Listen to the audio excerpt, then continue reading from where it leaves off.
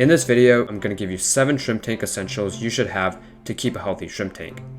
Starting off with Indian almond leaves. Indian almond leaves are one of the most beneficial things you can have for any kind of shrimp, and the reason is because how they release tannins in the water. Indian almond leaves contain antibacterial and antifungal properties that will naturally keep your shrimp tank healthy. Catappa leaves are also going to support the shrimp's immune system and also reduce any harmful bacteria in the tank that might pose a threat. These were sent to me by Better Botanicals, who sponsored this video, and they also sent me lots of other cool things, which I'll show you later on. Indian almond leaves imitate the natural environment for shrimp, and plus the tannins they release are going to help keep the water softer at a lower pH. But it's important to not dump too many leaves in there at once, because if you overload the tank, it can mess up your water parameters and slowly stress out your shrimp. I would add them very slowly, little by little. That kind of lets them break down and keeps everything stable. The other good thing about Indian almond leaves is that as they break down in the shrimp tank, the leaves are going to provide a great source of food, and especially if you have baby shrimp in there that are at the bottom of the tank, over time the leaves are going to dissolve and release a bunch of organic compounds that will benefit your shrimp.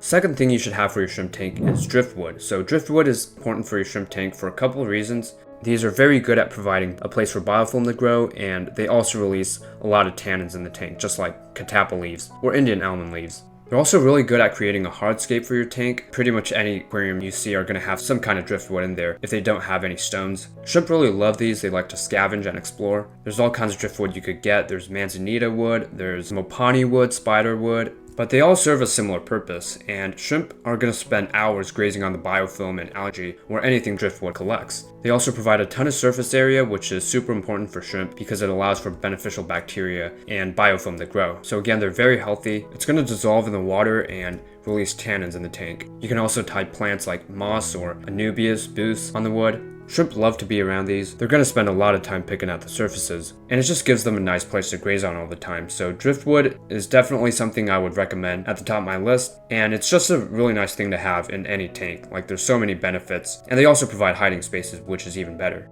The next thing that I think every shrimp tank should have is moss. And this could be Christmas moss, Java moss, whatever type of moss you have in there. Shrimp love moss. They're really good for shrimplets to hide in. It's basically a safe haven for baby shrimp or even fish. It's just so cool to see them scavenging around it. And they're great at boosting the survival rate of fry, as they provide a ton of cover. These are also one of the best plants you can possibly get for breeding shrimp. Females often release their fry directly into the moss. It's very beneficial. It's going to trap a bunch of tiny particles of food, microorganisms, and detritus. All you have to do is put them in the tank. You don't need to have even a substrate or anything. A lot of people like to attach them to driftwood, which is what I used to do, and they kind of just grow along the surface. Moss also do a great job at absorbing nitrates. What you're seeing here is Christmas moss, which was also sent by Better Botanicals. I think moss is definitely one of the best things you could have, and I would recommend this for any shrimp tank.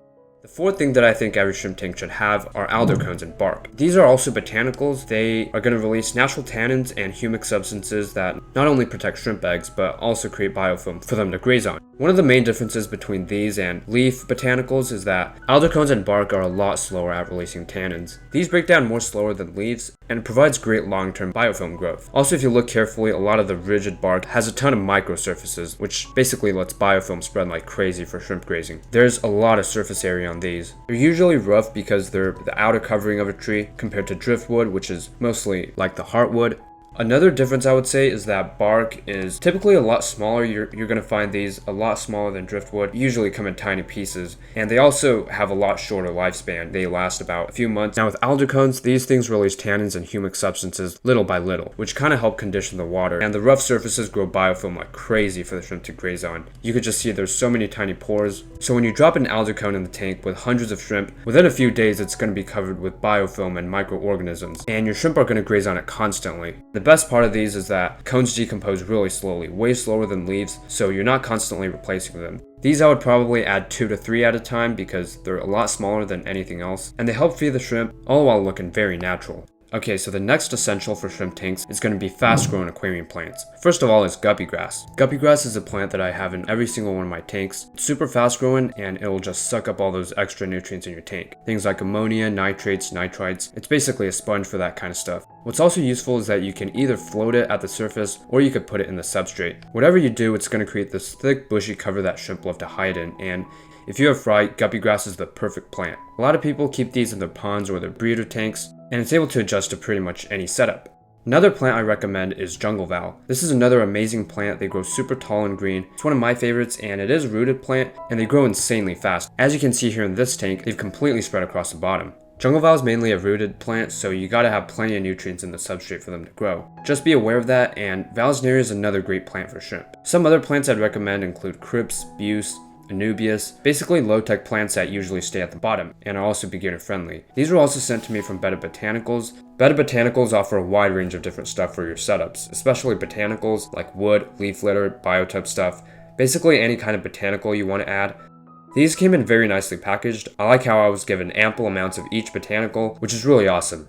One important thing a lot of people miss when adding botanicals is not adding them in slowly, because when all that organic material starts to break down at the same time, it's going to deplete oxygen in your aquarium, and one of the first signs with shrimp you'll see is they'll be staying around the surface as there's more oxygen near the top. So you have to be able to create a balance. I would add them in slowly and gradually let the tank adjust. When it comes to how much you should add, I usually recommend starting out with 1 leaf or 2 to 3 alder cones at a time for every 10 gallons of water. And that's more than enough for them to start releasing tannins in the tank and encouraging biofilm growth.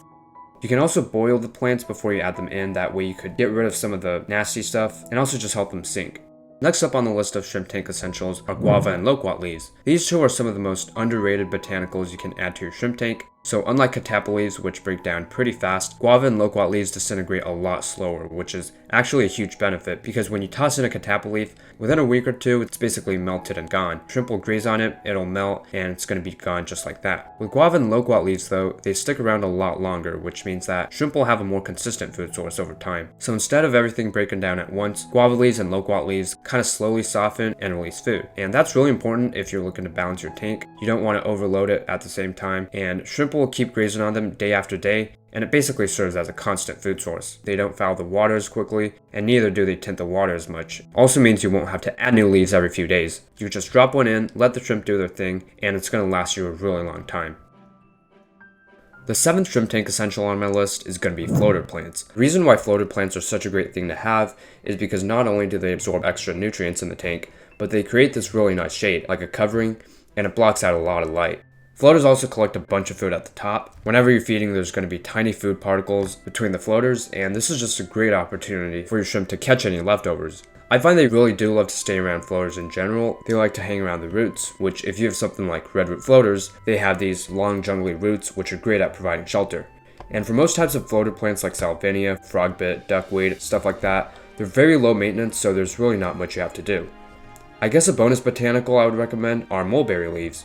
These things dissolve really quickly in your tanks. It literally takes them like 2 days to break down, and they're a nice quick botanical to add. These here are Sri Lankan mulberry leaves from Betta Botanicals, and the main purpose of these is actually to serve as feeder botanicals, so these are a nice snack if you're looking for something a little different. Mine were very quickly consumed by the snails, but mulberry leaves are great for shrimp as well. If you're interested in any of these shrimp tank essentials I mentioned throughout this video, you could use code Aquafinity15 for 15% off your order on Betta Botanicals. Click the links in the description below. With that being said, thank you so much for watching this video, and I'll see you guys in the next one.